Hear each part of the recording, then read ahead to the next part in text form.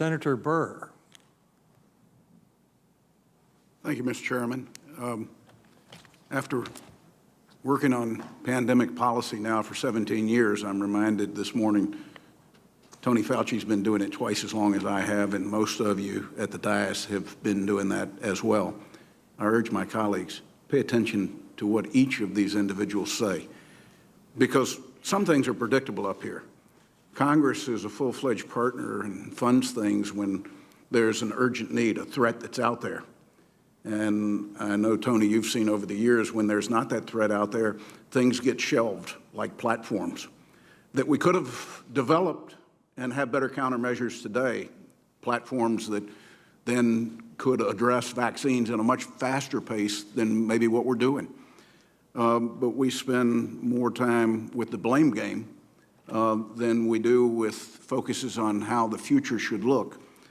While all of us, members of Congress and people within government, wish that we could get back to normalcy, your agencies and members of Congress are also charged with making sure that we map the future so that future generations have better protections than what we have. And that's why I applaud the chairman for his white paper, and I would encourage every member of that dais to be brutally honest with us about where changes need to be made and where they don't need to be made. Dr. Redfield, I think you would agree with me that testing and surveillance on this has not been the best performance by CDC. I don't want to dwell on where we've come up short. Share with these members and myself, what can we expect over the next several months from CDC that will be different than what the past has looked like? Well, thank you, Senator, for your question. I think CDC will continue to work with the state, local, tribal, territorial health departments to build their capacity.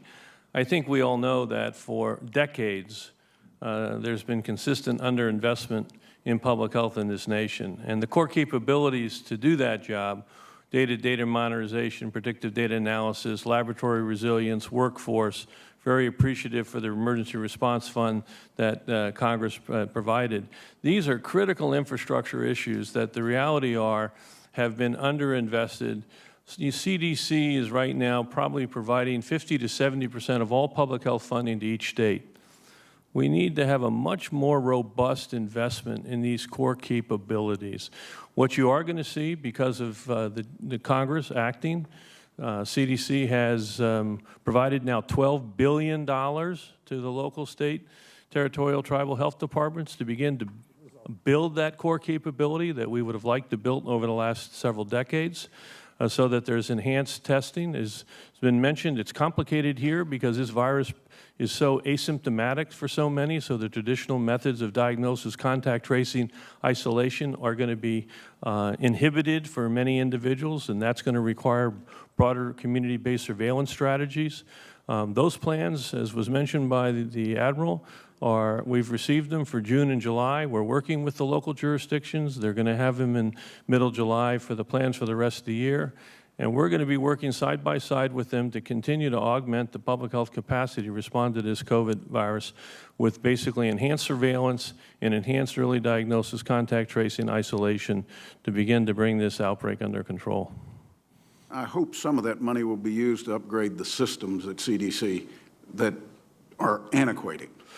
Sir, I agree with you there. I mean, I think as those of you know, when I was given the opportunity to do this job, very early on, within a month, I recognized that the core capabilities of our public health infrastructure is not there, particularly the one that I know you've been very supportive of, data monitorization, predictive data analysis. And that is in progress. It can't happen too soon.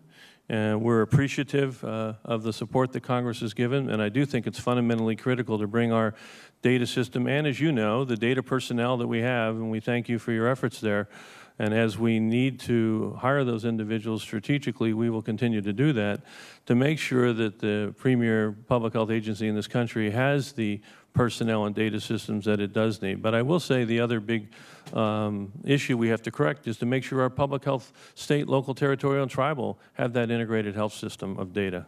Dr. Hahn, I think you have used your authorities under PAPA at FDA in a very effective way. And the FDA's risen to the challenge during the public health emergency, cutting red tape and maintaining the agency's gold standard for review of life-saving medical products.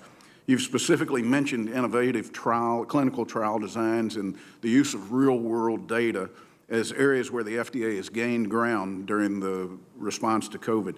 How do you plan to ensure that this progress is maintained long after the coronavirus response is over?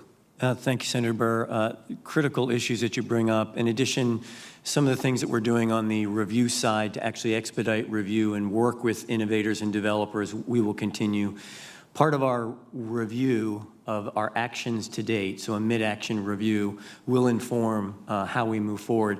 No question the fact that real-world evidence and modernization of our data systems are needed, particularly around supply chain and demand for medical products, but also on the review cycle and the innovative clinical design trials, as you mentioned. Thank you for that. Mr. Chairman, I do hope that you or another member will allow Dr. Fauci at some point today to make any comments on the reports that there's a new swine flu that the Chinese have apparently identified and how that might affect us in the future in this country. Well, Dr. Fauci, why don't you do that now if you have anything to say about a swine flu?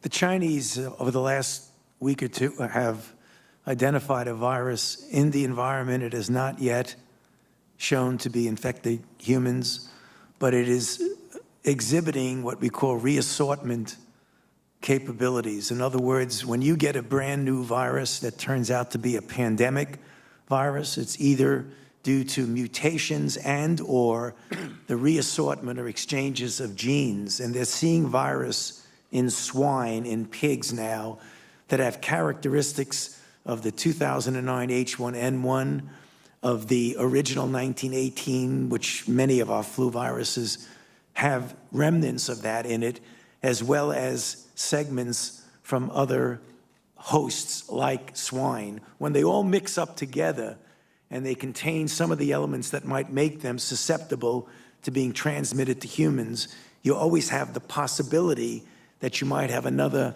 swine flu type outbreak as we had in 2009.